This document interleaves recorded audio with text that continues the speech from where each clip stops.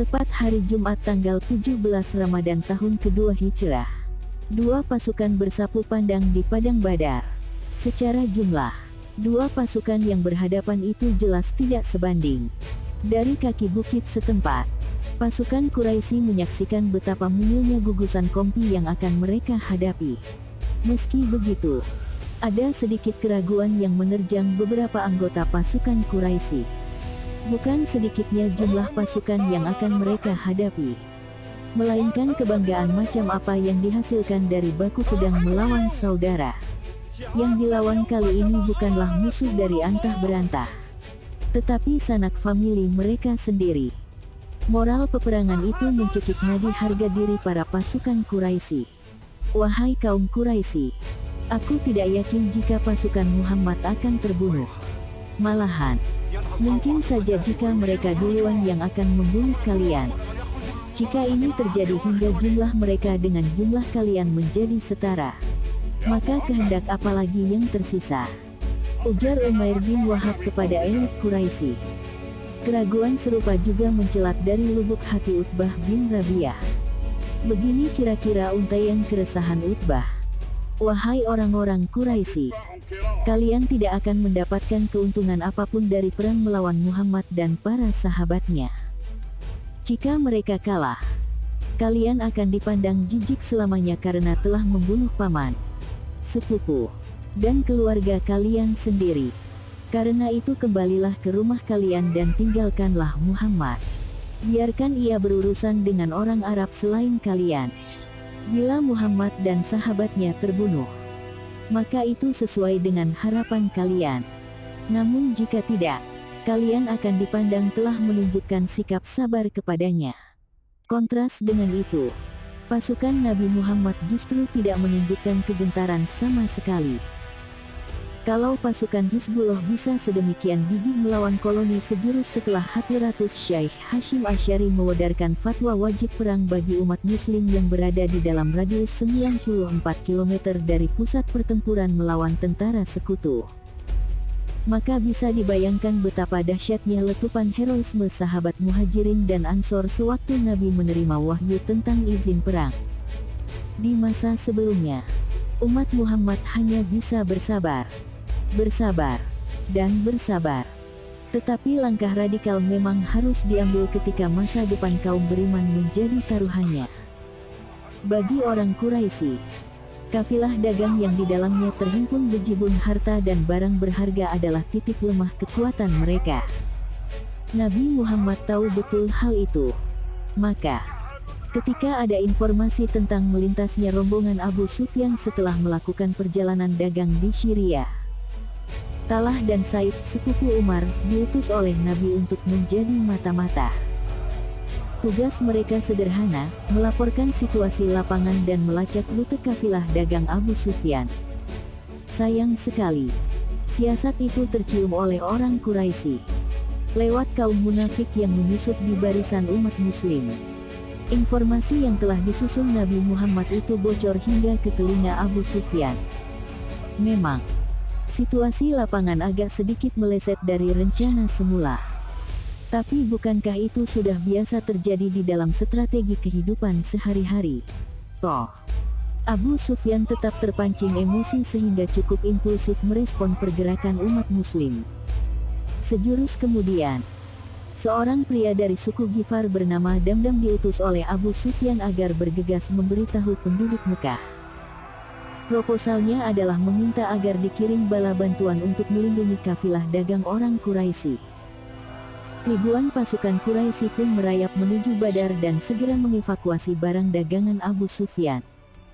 Kini karavan dagang sudah aman. Kepada para pasukan Quraisy, Abu Sufyan meminta agar mereka segera putar balik ke Mekah.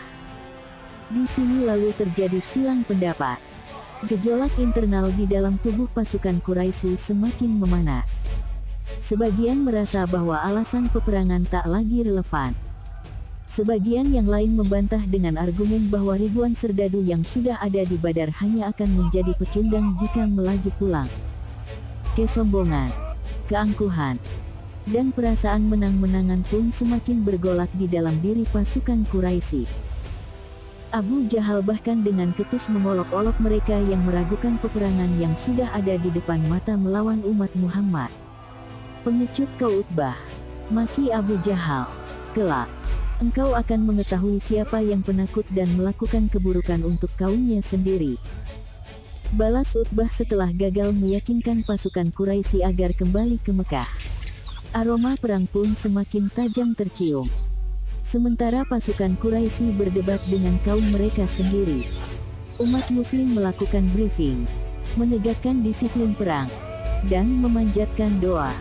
Barangkali yang terakhir itu merupakan diferensiasi paling mencolok antara dua pasukan yang sedang berduel di gelanggang Badar.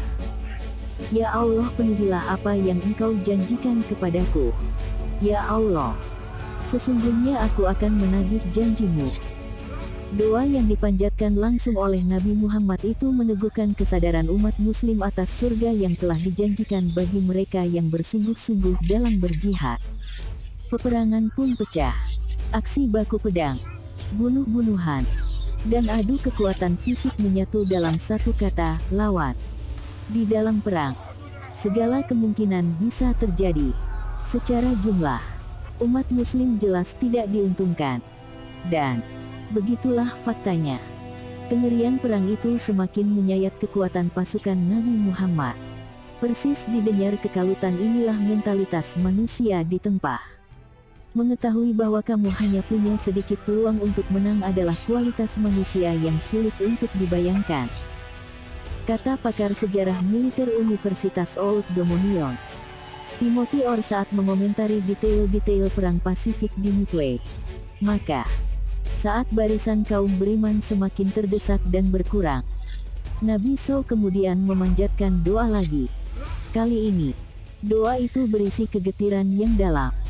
"Ya Allah, jika pasukan ini hancur pada hari ini, tentu tidak akan ada lagi yang menyembah-Mu, kecuali jika Engkau memang menghendaki demikian selamanya." Quran merekam bala tentara malaikat dengan cukup taktis, energi, dan kontinu. Turunnya malaikat di dalam perang Badar bukan saja membantu kaum beriman, tetapi juga menghinakan pasukan Quraisy. Ingatlah, ketika kamu memohon pertolongan kepada Tuhanmu, lalu diperkenankannya bagimu, sesungguhnya aku akan mendatangkan bala bantuan kepada kamu dengan 1000 malaikat yang datang berturut-turut. Quran Surat Al-Anfal 9. Ingatlah, ketika Tuhanmu mewahyukan kepada para malaikat, sesungguhnya aku bersama kamu. Maka teguhkan pendirian orang-orang yang telah beriman. Kelak akan aku jatuhkan rasa ketakutan ke dalam hati orang-orang kafir. Maka penggallah kepala mereka dan pancunglah tiap-tiap ujung jari mereka. Quran Surat Al-Anfal 12. Maka, yang sebenarnya, bukan kamu yang membunuh mereka. Akan tetapi Allah lah yang membunuh mereka. Dan bukan kamu yang melempar ketika kamu melempar, tetapi Allah lah yang melempar. Allah berbuat demikian untuk membinasakan mereka, dan untuk memberi kemenangan kepada orang-orang mukmin. Dengan kemenangan yang baik, sesungguhnya Allah Maha mendengar lagi Maha mengetahui. Quran Surat Al-Anfal 17. Dalam waktu singkat, situasi segera berbalik. Kini pasukan Quraisy terbenam di ufuk kekalahan. Hampir 70 orang elit Mekah menjadi tawanan. Abu Jahal sendiri tewas setelah kepalanya kena tebas. Meski begitu, perang Badar tetap saja bukan situasi yang mudah bagi kedua belah pihak. Faktor persaudaraan masih bersinar di antara mereka.